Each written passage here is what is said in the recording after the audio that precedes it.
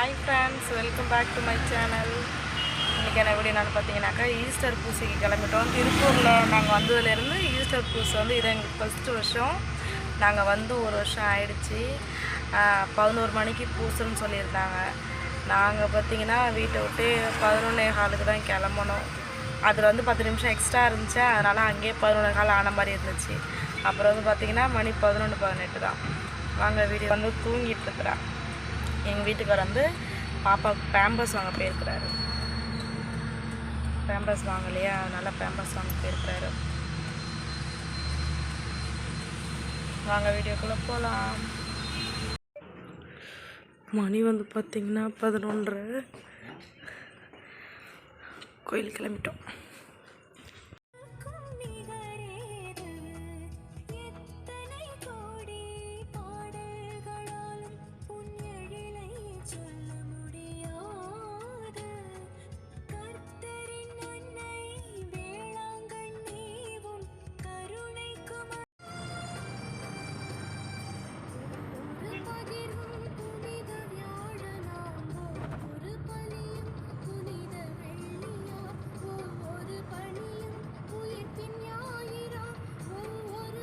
कांच की बॉटल और कहते हैं ना कि कांच के ग्लास में पानी पीना चाहिए।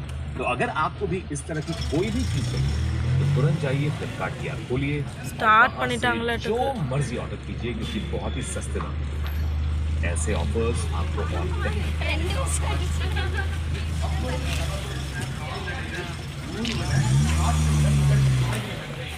और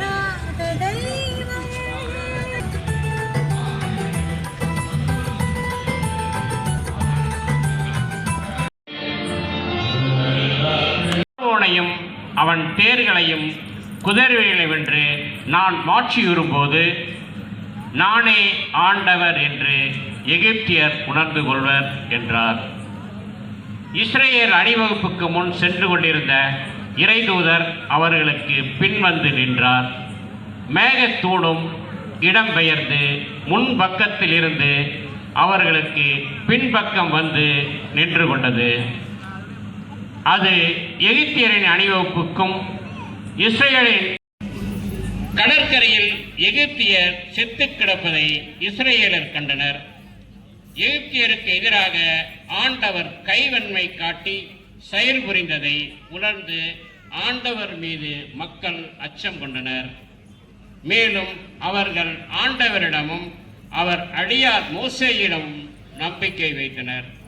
அப்போது மோசேயும் இஸ்ரேல் மக்களும் ஆண்டவரை புகழ்ந்தேத்தி பாடிய பாடல் பின்வருமாறு.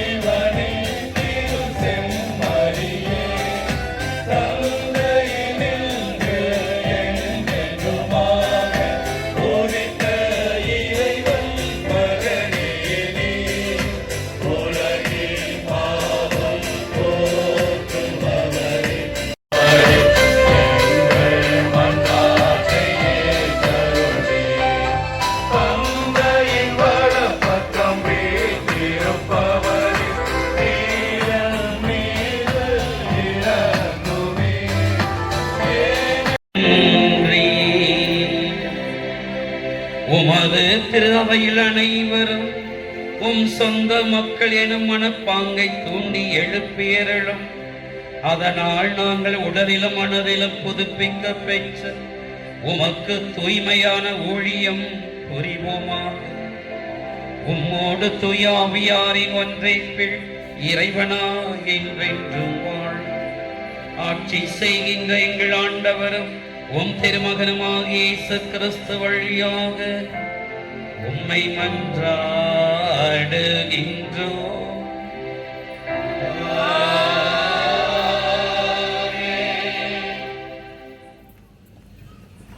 திருமுக முன்னுரை. கிறிஸ்துவ வாழ்வின் இயல்பு அவரோடு சிலுவையில் அறையப்பட்டிருக்கிறது. இவ்வாறு பாவத்துக்கு உட்பட்டிருந்த நம் இயல்பு அழிந்து போகும். இது நமக்கு தெரியும். ஏனெனில் இறந்தோர் பாவத்தினின்று விடுதலை பெற்றுவிட்டனர் அன்றோ. கிறிஸ்துவோடு நாம் இறந்தோமாயின் அவரோடு வாழ்வோம் என்பதே நாம் கொண்டுள்ள நம்பிக்கை. இறந்து உயிருடன் எழுப்பப்பட்ட கிறிஸ்து இனிமேல் இறக்க மாட்டார். இனி அவர் சாவின் ஆட்சிக்கு உட்பட்டவர் அல்ல என நாம் அறிந்திருக்கிறோம். அவர் இறந்தார், பாவத்தை ஒழிக்க ஒரே ஒரு முறை இறந்தார். இப்போது அவர் வாழ்கிறார். அவர் கடவுளுக்காகவே வாழ்கிறார். அவ்வாறே நீங்களும் பாவ வாழ்க்கையை பொறுத்தமட்டில் இறந்தவர்கள் கிறிஸ்து இயேசுவோடு இணைந்து கடவுளுக்காக வாழ்கிறவர்கள் என்பதை எண்ணிக்கொள்ளுங்கள். ஒரு காடு தீப்பற்றி மலமளவென்று எரிந்து கொண்டிருந்தது. அதை பார்த்து இயற்கை கேட்டது, இப்படி மரம் செடி கொடிகள் எல்லாம் சாம்பலாக்கி கொண்டிருக்கிறியே, நெருப்பே, நீதான் இந்த உலகத்தில் வல்லமை உள்ள ஒன்றா என்று கேட்டது. அப்போது நெருப்பு சொன்னது, நானும் அப்படித்தான் நினைத்து கொண்டிருந்தேன். என்னால் எதையும் அழித்து சாம்பலாக்க முடியும். எனவே நான் தான் இந்த உலகத்திலேயே வல்லமை மிக்க ஒன்று என்று நினைத்து கொண்டிருந்தேன். ஆனால் இல்லை, ஒரு மழை பெய்தால் போதும், நானே சாம்பலாய் போய்விடுவேன். நான் எங்கே செல்வேன் என்று எனக்கே தெரியாது என்று சொல்லலாம். இப்போ மழையை பார்த்து கேட்டார்கள், நீதான் இந்த உலகத்திலே வல்லமை மிக்கதா என்று கேட்டபோது மழை சொன்னதாம், நானும் அப்படித்தான் நினைத்து கொண்டிருந்தேன். ஒரு காற்று அடித்தால் போதும், என்னுடைய மேகங்கள் எல்லாம் பஞ்சை போல பறந்து போய்விடும், நான் காணாமல் போய்விடுவேன் என்று அனைவருடைய வாழ்விலும் ஒரு நம்பிக்கை தந்த நாள் இது. எனவேதான் 1 கொரிந்தியர் 15ஆம் அதிகாரம் 14-17 வசனத்தில் புனித பவுல் அருமையாக சொன்னார், கிறிஸ்து உயர்வர் இயேசு நமக்கு பரிசாக தந்தது. அவர் உயிர்க்கவில்லை என்றால் இந்த திருவிவிலியம், இந்த பைபிள் நம் கையில் வந்து சேர்ந்திருக்காது.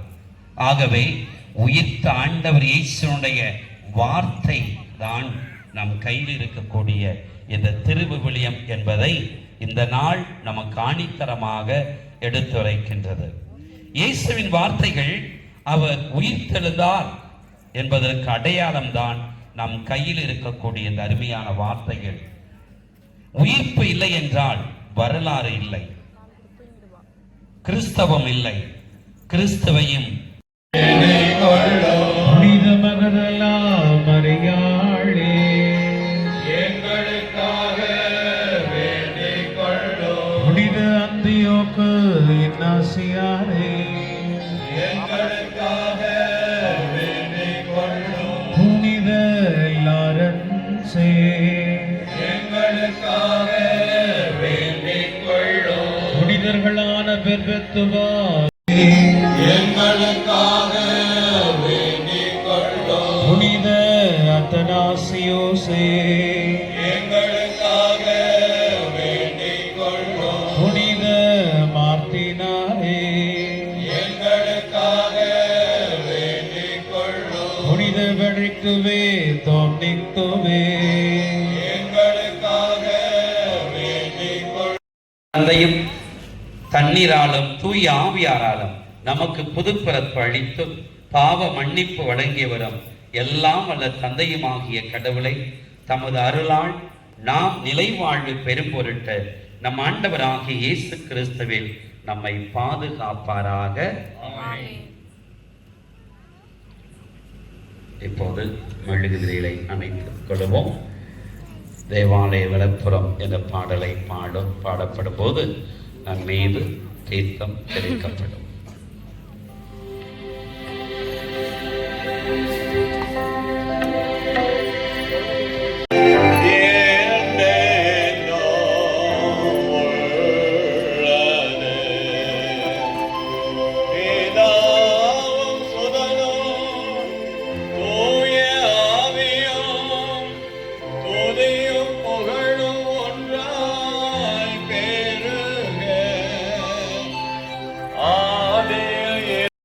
அமைதியை ஒருவரோடு பகிர்ந்து கொள்ளுவோம். உயிர் ஆண்டவர் இயேசு தருகின்ற அந்த ஆசீர்வாதத்தை ஒருவரோடு முகமுறைச்சியோடு பகிர்ந்து கொள்வோம். சமாதானம் சமாதானம் சமாதானம்.